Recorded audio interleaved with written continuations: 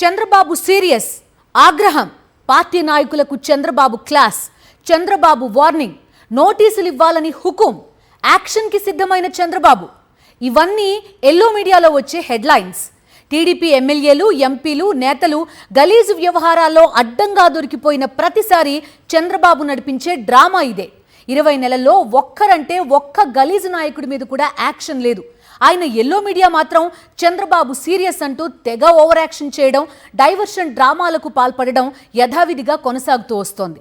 భారతదేశానికి స్వాతంత్ర్యం వచ్చిన తరువాత ఇప్పటి వరకు లోక్సభకు ఎన్నికైన ఏ సభ్యుడు కూడా పట్టుబడని రీతిలో TDP MP Putta Mahesh Yadav drugs తీసుకుని పట్టుబడ్డారు.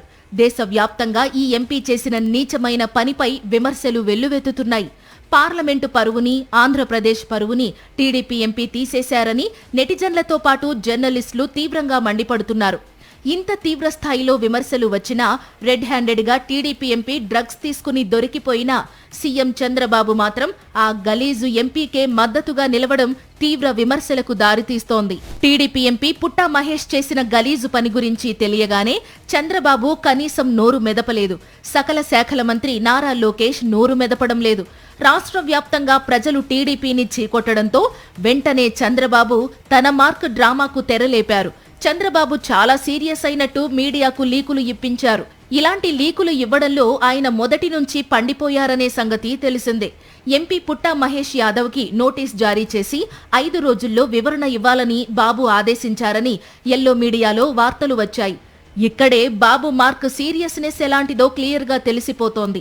వాస్తవానికి సాక్షాత్తు తెలంగాణ ప్రభుత్వానికి చెందిన ఈగల్ పోలీసులే బ్లడ్ టెస్ట్ చేసి మరీ ఎంపీ పుట్టా మహేష్ డ్రగ్స్ తీసుకున్నట్టు నిర్ధారించారు.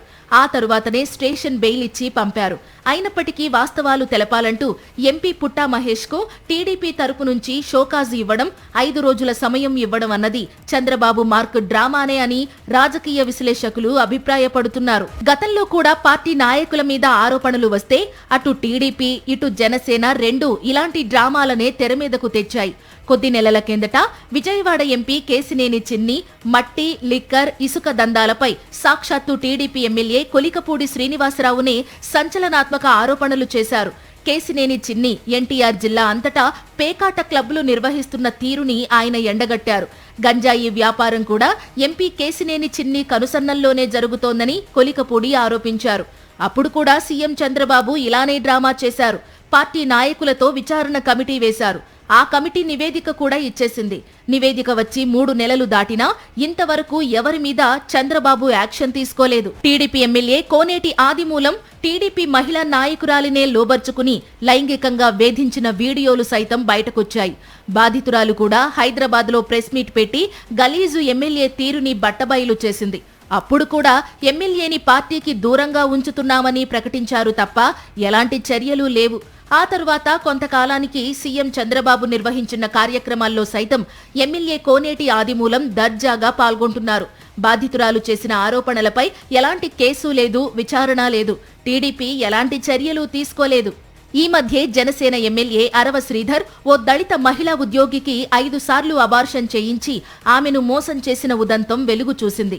ఆమె తనకు జరిగిన అన్యాయం గురించి వివరిస్తూ సాక్షాత్తు సీఎం చంద్రబాబుకు ఫిర్యాదు చేసినా ఆమె ఫిర్యాదుపై పోలీసులు కేసు నమోదు చేయలేదు. జనసేన పార్టీ నుండి ఓ కమిటీని వేసి వారం రోజుల్లో విచారణ జరిపి నిగ్గు తేల్చేస్తామని ప్రకటించారు. 2 నెలలు కావస్తున్నా ఆ కమిటీ నివేదిక లేదు, ఆ ఎమ్మెల్యేపై యాక్షన్ కూడా లేదు. ఇప్పుడు ఇదే తరహాలో ఎంపీ పుట్టా మహేష్ యాదవ్ డ్రగ్స్ వ్యవహారాన్ని నీరుగార్చడం కోసం చంద్రబాబు మార్కు షోకాజ్ నోటీసు డ్రామాను టీడీపీ తెరపైకి తెచ్చిందనే విమర్శలు వెల్లువెత్తుతున్నాయి. ఈ దేశంలోనే డ్రగ్స్ తీసుకున్న ఏకైక ఎంపీ తెలుగుదేశం ఎంపీ కావడం సిగ్గుచేటు అని దేశమంతా తీవ్రస్థాయిలో విమర్శలు వస్తున్నా సరే అలాంటి ఎంపీపై యాక్షన్ తీసుకోకుండా కాలయాపన చేయడం చంద్రబాబుకే సాధ్యమని నెటిజన్లు, రాజకీయ విశ్లేషకులు మండిపడుతున్నారు.